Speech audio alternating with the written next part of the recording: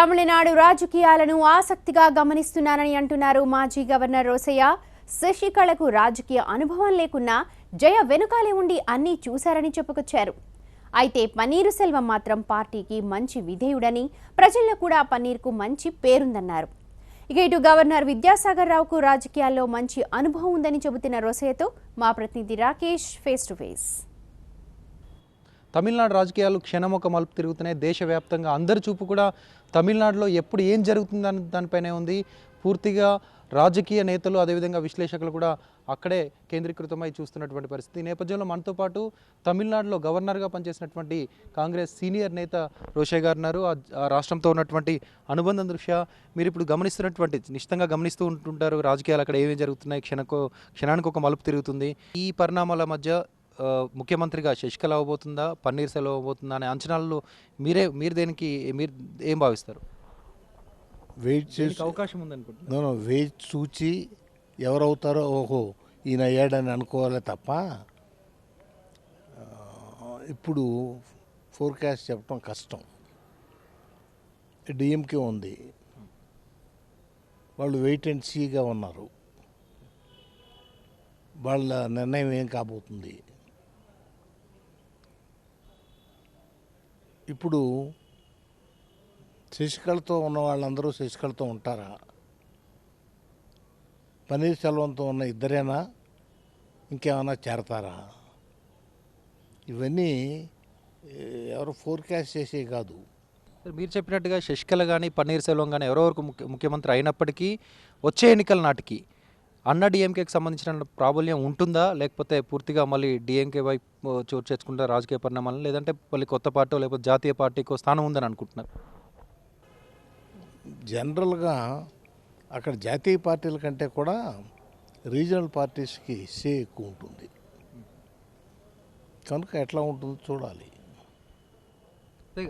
ఆ రాష్ట్రానికి గవర్నర్గా పనిచేశారు, దాంతోపాటు సుదీర్ఘ రాజకీయ అనుభవం మీకుంది. ఈ నేపథ్యంలో అక్కడప్పుడు గమనించే ఉంటారు శశికళ కానీ లేకపోతే పన్నీర్ సెల్వంకి సంబంధించినటువంటి యాక్టివిటీస్ కానీ ఇతర అన్న డిఎంకేకి సంబంధించినటువంటి నేతలకు సంబంధించినటువంటి యాక్టివిటీస్ కానీ మీరు గమనించే ఉంటారు. కేంద్రానికి రిపోర్ట్ చేయాల్సినటువంటి అవసరం ఉంటుంది కాబట్టి ఎప్పటికప్పుడు ఆ సమాచారాన్ని తెప్పించుకునే ఉంటారు. ఈ నేపథ్యంలో జయలలిత ఫాలోవర్స్ కానీ జయలలితకు సంబంధించినటువంటి అభిమానులు కానీ ఎక్కువగా ఎవరి వైపు మొగ్గు చూసే అవకాశం ఉంటుంది అనుకుంటున్నారు?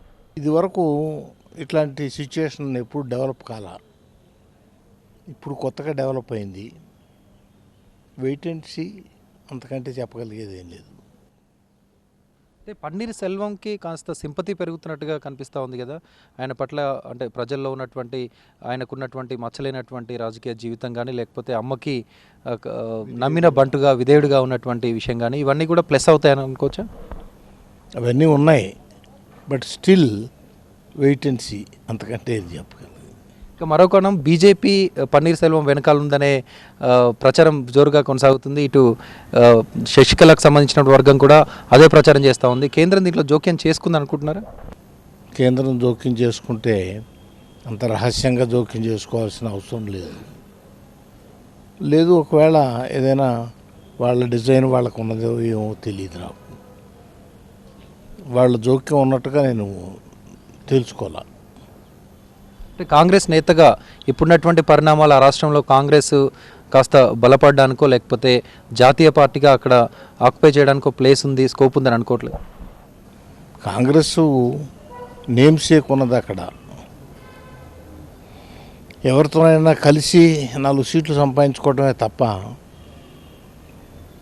ఇండిపెండెంట్గా కాంగ్రెస్గా పోటీ చేసి 10 సీట్లు సంపాదించుకునే పరిస్థితి లేదు. కనుక రాబోయే రోజుల్లో ఎలా మలుపు తిరుగుతుంది, ఎవరితో ఉండబోతారు, ఎట్లా ఉంటే చూడాలి. రాజకీయ అంశాలు పక్కన పెడితే ఒకవేళ శశికళ ముఖ్యమంత్రి అయితే కనుక అక్కడ ఇప్పుడు కొనసాగుతున్నటువంటి అభివృద్ధి కార్యక్రమాలు కానీ సంక్షేమ పథకాలు కానీ అంత సమర్థవంతంగా ముందుకు తీసుకెళ్లే అవకాశం ఉంటుంది. ఆమెకు రాజకీయ అనుభవం అనేది అసలు లేదు. జీరో ఎక్స్పీరియన్స్తో ఒకవేళ ప్రభుత్వాన్ని కనుక చేపట్టినట్టయితే ఎట్లా ఉండబోతుంది అక్కడ రాష్ట్రం మీద మీకు ఉన్నటువంటి అవగాహన ప్రకారం?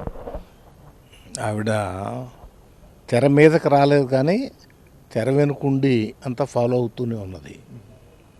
కనుక పరిపాలన అంటే ఒక్కరితో కాదు, టీం ఉంటుంది. ఆ టీం అంతా కలిసి పనిచేసినప్పుడు బాగానే చేసుకోవచ్చు. డిఎంకేకి లాభం ఖచ్చితంగా చేకూరే అవకాశం ఉంటుందని విశ్లేషకులు చెప్తా ఉన్నారు. ఈ 4 ఏళ్ళు ఎట్లాగో ఈ రెండు పార్టీ రెండుగా చీలిపోయినా లేదంటే ఒకటిగా ఉన్నా అమ్మలేదు కాబట్టి గ్లామర్ లేదు అక్కడ పార్టీలో, లేకపోతే ఆకర్షణ శక్తి లేదు కాబట్టి ఖచ్చితంగా డిఎంకేకే స్కోప్ ఉందనుకుంటున్నారు. జనరల్గా ఇవన్నీ ఊహాగానాలు. ఎవరైనా ఎమర్జీ అవుతారేమో చెప్పలేం కదా. లేదు, కొందరు విశ్లేషకులు చెప్పినట్టుగా డిఎంకేకి అడ్వాంటేజ్ అవుతుందేమో చెప్పలేము. చూద్దాం, వెయిట్ అండ్ సీ. ఇది రోషయ్య గారు కూడా సామాన్య ప్రజల్లాగే తాను కూడా అక్కడ ఏం జరుగుతుందనే విషయాల్ని ఆసక్తిగా గమనిస్తున్నాను, ఎప్పటికప్పుడు చూస్తూ ఉన్నాను. ఏదైనా జరగవచ్చు. ఇప్పుడున్న పరిస్థితుల్లో ఇద్దరిట్లా ఎవరు ముఖ్యమంత్రిగా అక్కడ బాధ్యతలు తీసుకున్నప్పటికీ జాతీయ పార్టీలకైతే అక్కడ స్కోప్ ఉండే అవకాశం లేదు. అందరూ అనుకుంటున్నట్టుగా కేంద్ర ప్రభుత్వ జోక్యం ఉంటుందని తానైతే అనుకోవట్లేదు. తన సొంత పార్టీ కాంగ్రెస్కు సంబంధించినటువంటి అడుగులు అక్కడ పడే అవకాశం కూడా పెద్దగా కనిపించట్లేదు. ఎందుకంటే అక్కడ లోకల్ పాలిటిక్స్ని, లోకల్ లీడర్స్ని ఎక్కువగా నమ్ముతూ ఉంటారు జనాలు, లోకల్ పార్టీలకే ఓటేస్తుంటారు. కాబట్టి ఈ విధంగా ఉంటుందని తన అభిప్రాయాన్ని వ్యక్తం చేస్తూ ఉన్నారు. కెమెరామెన్ ఉదయ్తో రాకేష్, TV9 హైదరాబాద్.